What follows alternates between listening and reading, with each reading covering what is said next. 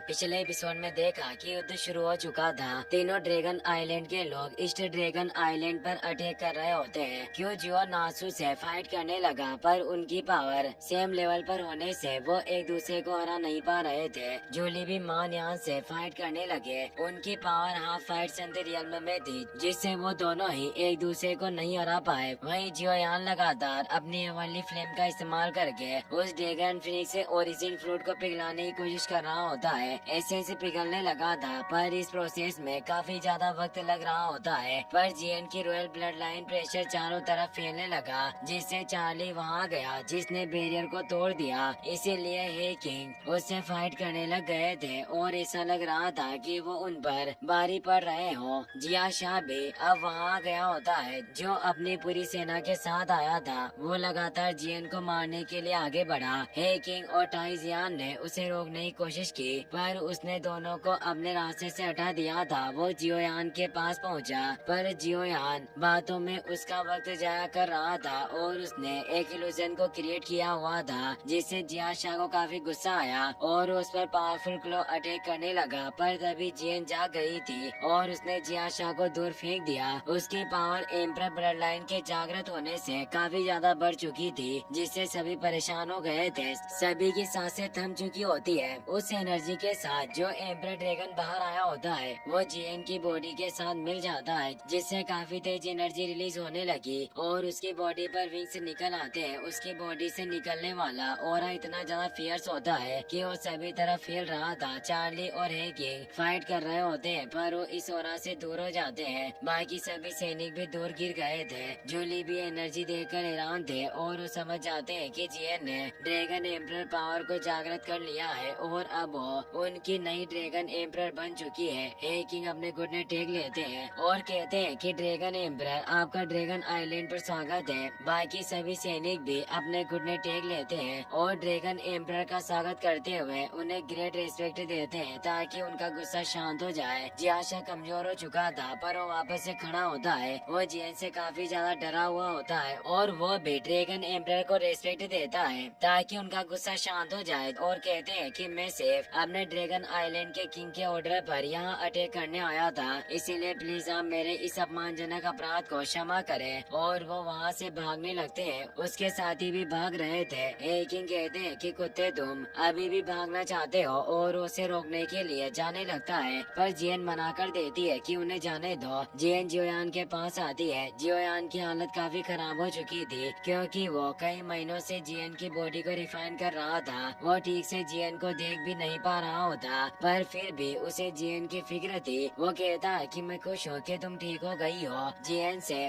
उसकी हालत देखी नहीं जाती और वो अपनी बॉडी से ड्रैगन एम्परर ब्लड ड्रॉप को बाहर निकालती है और उसे जियोयान की बॉडी में ट्रांसफर करती हुई कहती है कि तुमने मुझे बचाने के लिए काफी ज्यादा हार्ड वर्क किया, इसीलिए अब तुम्हें आराम करना चाहिए। जियोयान बेहोशी की हालत में चला गया था, इसीलिए जियन हे किंग से बोलती है कि आपको जियोयान की अच्छे से देखभाल करनी होगी। हे किंग ड्रैगन एम्परर के ऑर्डर को मान लेता है और जियोयान को लेकर वहाँ से निकल जाता है। जियन अब तीनों ड्रैगन आइलैंड के शिप्स के सामने आ जाती है। नासू और मानयान ये देखकर डर गए थे। जियन सिर्फ अपने हाथ को आगे करती है और उन पर तेज दबाव डालने लग जाती है। ये दबाव इतना ज्यादा होता है कि वो सभी इसे सहन नहीं कर पा रहे थे और लो लेवल के सैनिक तो नीचे जमीन पर जाकर गिर रहे थे। वो उठने की काफी कोशिश करते हैं, पर उठ नहीं पाते। एक सैनिक बोलता है कि ये एम्परर ब्लड लाइन प्रेशर इतना ज्यादा स्ट्रॉन्ग है कि तीनों ड्रैगन आइलैंड के ड्रैगन किंग से भी इसका मैच नहीं कर सकते और वो नीचे गिर जाते हैं। जियन उन्हें कहती है कि तुम सभी वापस लौट जाओ और अपने तीनों ड्रैगन किंग से कहना कि एशियन वर्ल्ड ड्रैगन ट्राइब में प्राचीन काल से ही कोई ड्रैगन किंग नहीं रहा, सिर्फ ड्रैगन एम्परर रहा है और वो मैं हूँ। और उनकी रॉयल ब्लड लाइन का जो ट्रेस है, वक्त आने पर मैं इसे खुद व्यक्तिगत रूप से वापस ले लूंगी, यानी वो उनकी पावर को छीन लेगी। अब तुम यहाँ से जा सकते हो। मानयान बोलता है कि ड्रैगन एम्परर की उपस्थिति की वजह से आज हम तीनों ड्रैगन आइलैंड को हार का सामना करना पड़ा। पर जूली आज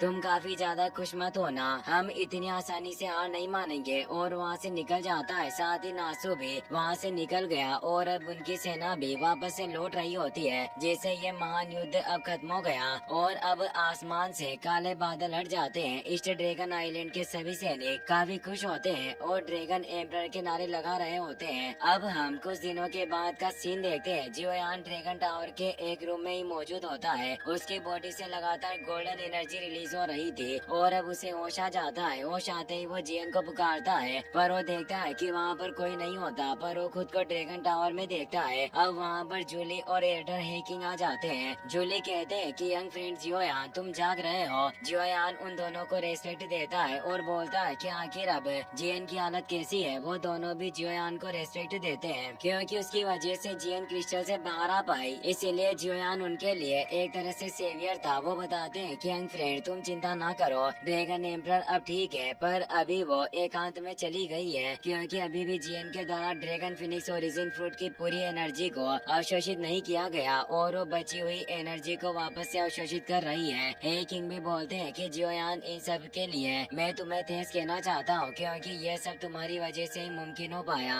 वो जैसे ही जियोयान के कंधे पर हाथ रखते हैं, बहुत ज्यादा मात्रा में गोल्डन एनर्जी निकलती है। जियोयान ये देखकर हैरान हुआ कहता है कि जब से मैं जागा हूँ मुझे मेरी बॉडी में कुछ अजीब लग रहा है, जैसे मेरी बॉडी में कुछ बदलाव हुए हो। जूली बताते हैं कि नई ड्रैगन एम्परर जियन अपने ड्रैगन एंड फिनिश पावर के एक अंश को तुम्हारी बॉडी के अंदर छोड़ दिया है ताकि तुम्हारे घाव को ठीक होने में मदद मिल सके। और अब यंग फ्रेंड तुम्हें अपनी बॉडी में मौजूद इस अज्ञात ताकत को जागृत करने की कोशिश करनी चाहिए। इससे तुम्हें पता चलेगा कि आखिर तुम्हारी बॉडी में क्या बदलाव हुए हैं। जियन जब उस पावर को महसूस करके एक्टिवेट करता है तो तेज गोल्डन एनर्जी वेव रिलीज होने लगी और उसकी पूरी बॉडी पर एक ड्रैगन स्केल एक्टिवेट हो जाते हैं। ये देखकर वो दंग रह गया। जूली बताते हैं कि जियन के उस एक ब्लड ड्रॉप की वजह से तुम्हें ड्रैगन स्केल आर्मर मिला है। ये आर्मर हमारी एशियन वाइट ड्रैगन ट्राइब की एक यूनिक डिफेंसिव स्किल है और तुम्हें जो ये ड्रैगन स्केल आर्मर मिला है ये कोई मामूली ड्रैगन स्केल आर्मर नहीं बल्कि ये सबसे हाई लेवल का ड्रैगन फिनिश एशियन आर्मर है। हे किंग भी कहते हैं कि ये ड्रैगन फिनिश एशियन आर्मर वास्तव में एक प्रेशियस खजाना है। तुम अपने करंट स्ट्रेंथ के साथ अब होलो सोल के 9th तियानजुन के साथ अब फाइट करने के काबिल बन चुके हो और अगर 9th तियानजुन ने तुम पर डायरेक्ट अटैक करने की भी कोशिश की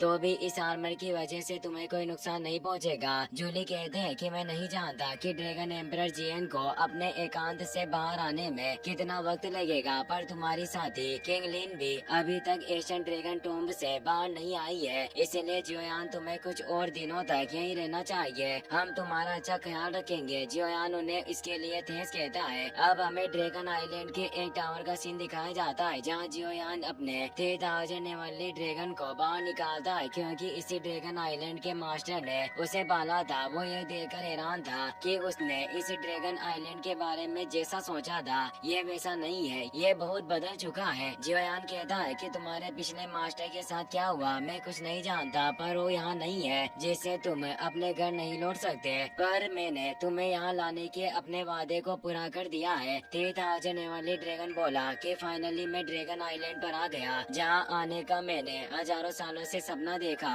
पर दुर्भाग्य से ये वो घर नहीं है जहाँ आने की मैंने उम्मीद की थी। और अब वो फ्लेम के रूप में जियोयान के पास वापस आ जाता है और बोलता है कि अब से तुम ही मेरे मास्टर होंगे। जियोयान इससे खुश था। अब हमें एक तेज थंडर से भरी हुई जगह को दिखाया जाता है जहाँ जियोयान हे किंग के साथ पहुँच गया होता है। यह जगह ड्रैगन आइलैंड से दूर थी। हे किंग बताते हैं कि जियोयान इस जगह की थंडर पावर बहुत ही ज्यादा भयंकर है। अगर आपने एक छोटी सी भी गलती की तो तुम इस थंडर एनर्जी का शिकार बन जाओगे। यंग फ्रेंड में समझ नहीं पा रहा कि आखिर तुम इस तरह की खतरनाक जगह की तलाश क्यों कर रहे थे। जियोयान कहता है कि मुझे इस थंडर पावर की आवश्यकता इसलिए है क्योंकि मुझे कुछ पपेट को फोर्ज करना है और साथ ही वो अपनी हेवनली अर्थ पपेट को भी रिपेयर करना चाहता था। वो सीनियर हे किंग को इस जगह पर लाने के लिए शुक्रिया अदा करता है। वो बोलते हैं कि जियोयान तुम्हें काफी केयरफुल रहना होगा। मैं इस जगह के बाहरी इलाके में तुम्हारा इंतजार करूंगा क्योंकि वो खुद इस थंडर का सामना नहीं कर सकते थे, पर वो कहते हैं कि अगर तुम्हें किसी की भी मदद की जरूरत हो तो मुझसे संपर्क करना और वहाँ से चले जाते। वहाँ की थंडर इतनी ज्यादा प्योर और भयानक थी कि वो पूरी जगह पर तेज विस्फोट कर रही थी। जियोयान उनके बीच आ चुका होता है। वो कहता है कि वास्तव में इस थंडर पुल के मिडिल में थंडर पावर और ज्यादा स्ट्रॉन्ग है, पर उस पर उन थंडर एनर्जी का कोई असर नहीं हो रहा था क्योंकि जियोयान अपनी हेवनली फ्लेम के बैरियर की वजह से प्रोटेक्टेड था। वो सोचता है कि अगर मेरे पास हेवनली फ्लेम नहीं होती तो मेरी बॉडी कब की जलकर बिखर चुकी होती, और अब वो वहीं बैठ जाता है और अपने हेवनली अर्थ पपेट के साथ बाकी सभी पपेट को भी बाहर निकाल लेता है जो उसने प्राचीन खंडर शहरों में जाते वक्त हासिल की थी, वो एक फॉर्मेशन में उन सभी पपेट को बैठा देता है और अब वो सभी पपेट थंडर को आकर्षित करने लगती है। सबसे ज्यादा थंडर एनर्जी हेवनली अर्थ पपेट पर पड़ रही होती है और उसे थंडर से बनने वाले एसेंस की मदद से जोयान की पपेट के क्रैक से फील होना स्टार्ट हो गए थे। जोयान खुश होता है कि वाकई तरीका काम कर गया। ये थंडर एनर्जी न केवल इन्हें हेवनली अर्थ पपेट को रिपेयर करने में कारगर है, बल्कि ये इन्हें एवोल्व होने में भी मदद करेगी और बाकी सभी लो लेवल की पपेट भी अब अपग्रेड हो पाएगी और अब मेरे पास काफी ज्यादा शक्ति होगी कि मैं कई सारे डोजून से फाइट कर सकूं, क्योंकि वो सभी पपेट भी अब डोजून पपेट में बदल जाएगी। पर जियोयान सिर्फ बाहरी शक्ति पर भरोसा नहीं कर सकता था। वो सोचता है कि मुझे खुद को स्ट्रॉन्ग बनाना होगा। बाहरी ताकतों पर भरोसा करके कोई ज्यादा आगे नहीं जा सकता, इसीलिए अभी मेरे लिए सबसे महत्वपूर्ण यही है कि मैं इस जगह पर अपनी ताकत को बढ़ाना स्टार्ट करूं और अपनी एनर्जी फ्लेम को वहां चारों तरफ लोटस के शेप में फैला देता है, ताकि वो इस थंडर पावर को हेवनली फ्लेम की मदद से रिफाइन करके अपनी बॉडी में एब्जॉर्ब कर सके, जिसकी प्रोसेस जियोयान ने स्टार्ट कर दी थी। इसी के साथ ये एपिसोड यहीं पर खत्म हो जाता है। वीडियो पसंद आया हो तो अपने दोस्तों के साथ शेयर करना।